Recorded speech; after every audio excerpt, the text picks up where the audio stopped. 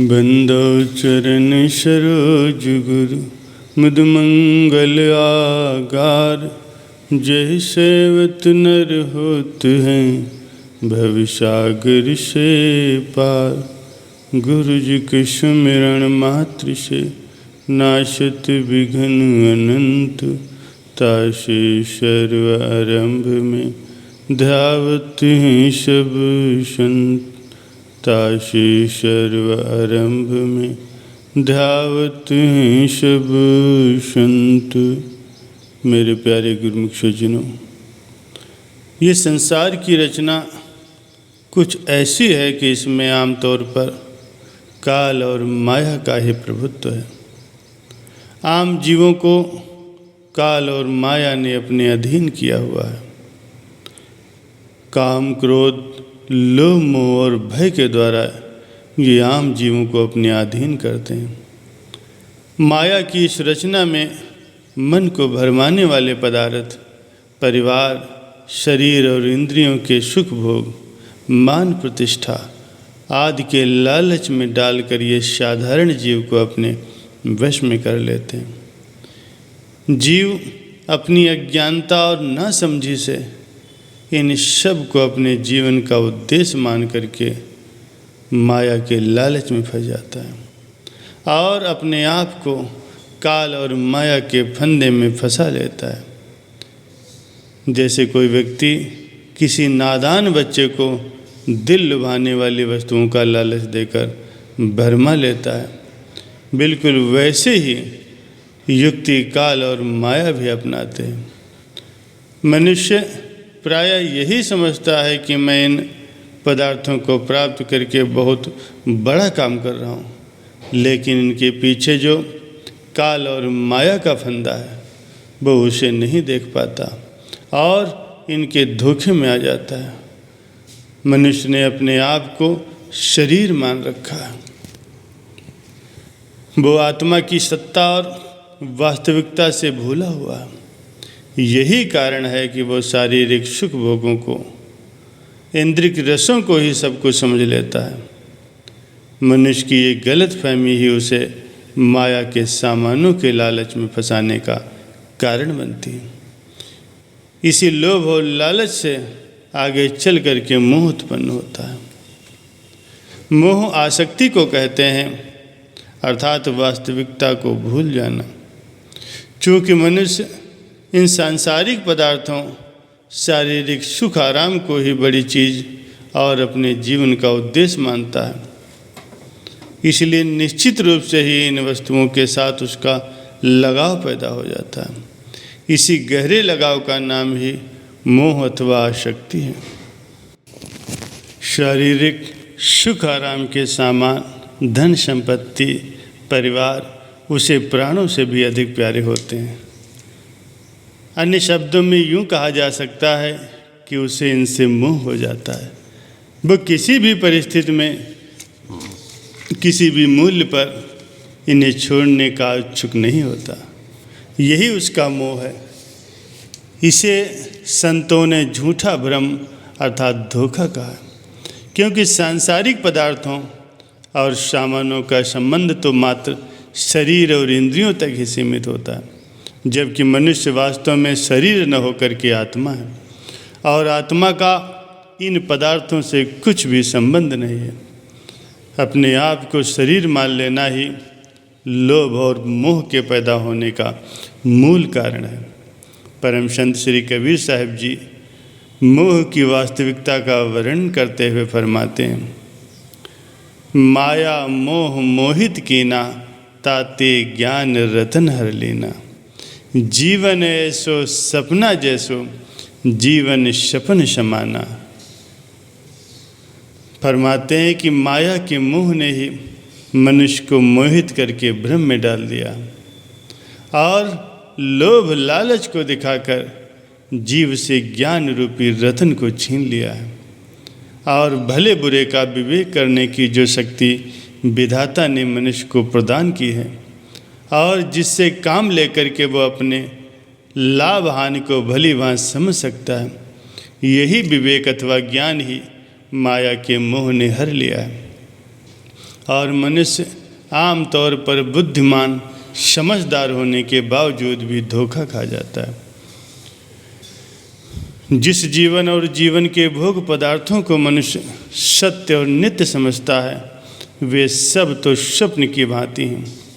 ये स्वप्न की रचना से अधिक कुछ भी अस्तित्व नहीं रखते। इसमें वास्तविकता कुछ भी नहीं। वास्तविकता यदि है तो वो सद्गुरु के शब्द और उपदेश में है, जो कि जीव की सबसे बड़ी पूंजी है, अथवा यूँ कहो कि सबसे बड़ा खजाना है। परंतु माया के मोह में मनुष्य उसे छोड़ बैठा है। एक ओर संसार के ये भोग हैं और दूसरी ओर है योग। भोगों का वाह रूप मन को लुभाता है, लेकिन उसका परिणाम दुख, परेशानी और उलझन है। और दूसरी ओर योग अथवा भक्ति मार्ग, चाहे देखने में ये नीरस है और कुछ कठिन भी मालूम पड़ता है, लेकिन उसका परिणाम असीम सुख और परम शांति है। किंतु वैसी दूरदर्शिता तो किसी किसी में ही जागती है, जिसे कि महापुरुषों के उपदेश से ऐसी दूरदर्शिता प्राप्त हो जाती है, उसके भाग्यों का क्या कहना। आम संसार तो अज्ञान के नशे में चूर हुआ मोह की नींद में सो रहा है, और जब मनुष्य नींद से जागेगा तब उसे वास्तविकता की समझ आएगी। संत दयाबाई जी कथन करती हैं, महामोह की नींद में शोवत सब संसार, दया जगी गुरु दया सु ज्ञान भानु जियार।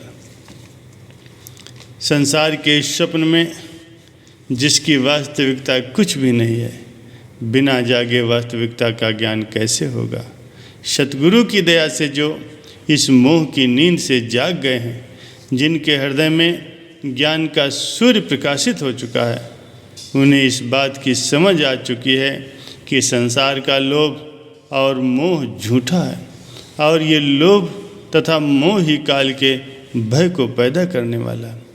जब तक सूरत इस लोभ और मोह में अटकी हुई है, तब तक काल के भय से छुटकारा कभी नहीं मिल सकता। सबसे बड़ी भूल तो जीव की ये है कि वो अपने आप को शरीर और इंद्रियां मान के बैठा है। इसीलिए ही शारीरिक सुख ऐश्वर्यों को, मान बढ़ाई को और शरीर के संबंधों को ही अपने जीवन का वास्तविक उद्देश्य समझ रखा है। शरीर तो नाशवान है, काल का ग्रास है, और एक न एक दिन इसे निश्चित रूप से ही काल का ग्रास बनना है। वास्तविक वस्तु तो आत्मा है, और मनुष्य वस्तुतः शरीर न होकर के आत्मा है। आत्मा की पहचान न होने से ही मनुष्य काल का भय का शिकार होता है। जो वस्तु नाशवान है, जिसे नष्ट होना ही है, ये शरीर मिथ्या है, इसीलिए एक न एक दिन ये नष्ट हो जाएगा। लेकिन जो आत्मा है वो अजर, अमर और अविनाशी है, उसका नाश नहीं हो सकता। आत्मा जो सत वस्तु है वो कभी नष्ट नहीं होती। शरीर, इंद्रियां, माया के पदार्थ जो कि असत हैं, ये तो स्वप्न की भांति इन पदार्थों का होना दिखाई देता है। सच्चाई तो ये है, ये कुछ भी नहीं है। इसीलिए काल का भय अपने दिल से निकाल फेंको। जो सद्गुरु के सेवक हैं, जिनकी सूरज सद्गुरु के ध्यान में लगी हुई है, वे तो काल के फंदे से सदैव निर्भर रहते हैं। तुम काल और माया के पदार्थों की इच्छा मत करो, अपितु उसके बदले सद्गुरु के प्रेम की अभिलाषा करो, फिर काल तुम्हारा कुछ भी नहीं बिगाड़ सकता। आम संसारी मनुष्य माया के पदार्थों के लोभ और मोह में अपनी सूरत को लगाते हैं, इसीलिए काल का भय सदैव उन पर सवार रहता है। चाह के साथ चिंता का होना भी अनिवार्य है। जिस मनुष्य के दिल में माया के पदार्थों की चाह होगी, वो चिंता से कभी भी बच नहीं सकता। इसलिए माया के सामानों की चिंता मत करो। और रहा जीवन निर्वाह का प्रश्न कि यदि माया के पदार्थों की चाह नहीं करेंगे तो काम कैसे चलेगा।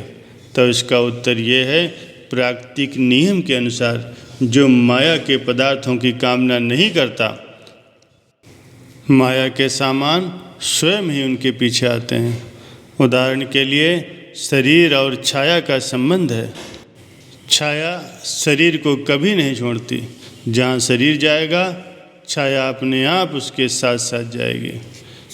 इसके विपरीत यदि कोई छाया को पकड़ना चाहे तो छाया कभी भी हाथ नहीं आएगी। सही ढंग ये है कि छाया की ओर पीठ और सूर्य की ओर मुँह कर लो, बस छाया स्वयं ही तुम्हारे पीछे पीछे चली आएगी। इसीलिए माया की कामना और माया का लोभ छोड़ दो, यही तो काल के भय का कारण है। माया वस्तुतः भक्ति की राशि है। संसार माया की गुलामी कर रहा है। जो मालिक और सद्गुरु का सेवक है वो माया का दास कभी नहीं बनता, इसीलिए ही वो काल के भय से सदैव सुरक्षित रहता है। इसीलिए समस्त सांसारिक कामनाओं को त्याग कर माया के लोभ और मोह को, काल के भय को दिल से दूर फेंक कर अपनी सूरत को सद्गुरु के चरणों से लगाओ। यही सुख शांति को प्राप्त करने का रहस्य है। सद्गुरु के चरणों में अपनी सूरत को लगाने से तुम्हें कभी भी भय नहीं होगा। काल का भय तो उनके लिए है जो परमात्मा को विस्मृत किए हुए हैं, जिन्होंने अपना चित्त माया में लगा रखा है और माया के गुलाम बने हुए हैं। जिसने काल के भय को दिल में बसा रखा है वो व्यक्ति जीवित होकर भी मुर्दे के समान है। इसके विपरीत जो काल से निर्भय रहता है वो मर कर भी जीवित और अमर है। इसलिए कोई भी सेवक काल के भय को अपने हृदय में स्थान न दे। अतएव काल के भय को दिल से निकाल फेंको और निर्भय होकर सद्गुरु के चरणों में अपनी सूरत लगाओ, क्योंकि यही जीव के लिए सबसे सुरक्षित स्थान है। जय सच्चिदानंद जी। आज के सत्संग की आप सभी को बहुत बहुत बधाई। अच्छा लगे तो लाइक करें, शेयर करें और चैनल पर नए हैं तो सब्सक्राइब जरूर करें। धन्यवाद।